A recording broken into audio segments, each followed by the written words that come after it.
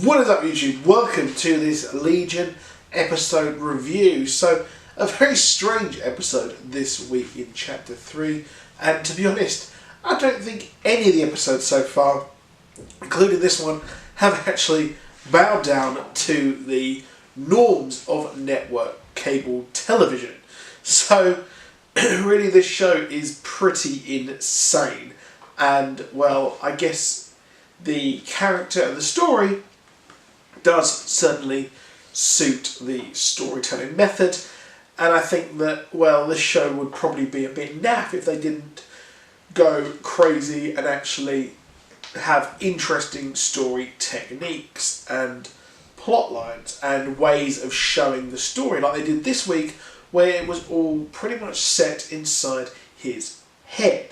So, similar to last week, we are going through the memories, trying to find out just when he actually became who he is now, when he was learning his power. So he's learning that, well, he's not actually crazy, he's not got mental problems, he is just, well, you know, a mutant, which they have, I'm not sure if they've actually said this so far, if they've actually said the M word, but it is a obvious thing, considering it is an X-Men TV show. So they're trying to work out when he was manifesting these powers and getting to unlock them. And also, more importantly, control them, as he almost loses control this week in his memories. But it doesn't really kind of mean that it's his fault.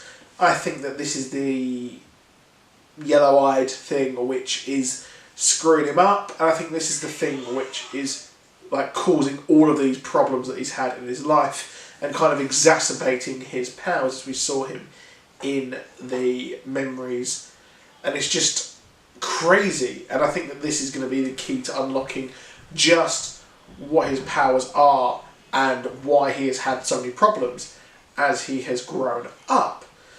It's nice to see Lenny again at this episode, and I'm glad that Aubrey Plaza has actually been able to ramp up the crazy, because she's great when she is being incredibly surreal and playing a proper character, and it's a testament to her acting. I said in the first episode, or the first video review I did for this series, if you haven't seen Life After Beth, which she plays, well, Beth, you should go and check it out. I believe it is also on Netflix, so it's worth checking out.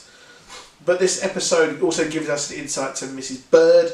We learn that this facility is essentially the precursor to the Xavier School for Gifted Children. So before it was sort of well known in the dark times, so this is the mutant ant race in these dark times before the Xavier Institute. This is what we had. We had this sort of complex. It was officially, well, originally a horse farm thing, and that coffee machine was super, super weird, to be honest. There's probably some layers upon layers of subtext there, to be honest, isn't there? Let's be honest. Now, what I'm hoping here is that we've kind of established enough so far of David's story. I'm hoping that moving forward, we see more of the world, more of an actual story. To be honest, we're getting the plot out there. Obviously, it is all about his background, his history, and his life. But I want to see what this war is about. I want to see what these divisions are doing, what all this is getting up to in the world, and what has forced them to be so secretive and have this kind of enclave in Somerville. And I want to see the world as a whole, which I don't think we'll see too much of. I think they're trying to establish and bring out David's life, and then we will see the rest of this world, because the reason he's here is to get control of his powers. So I'm hoping moving forward we get to see more of this world and more of this yellow-eyed mystery, which Sid has now seen, so other people have seen it, and we're going to probably learn or have David be asked about it at the very, very least. We've got this big war brewing, but we're not seeing enough of it, which is a real shame and a big disappointment, I think, of the show.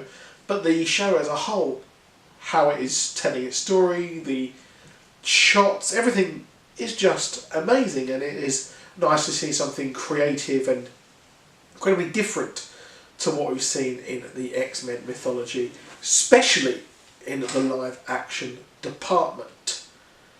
But we want to see more of this, don't we? But that is it for this video.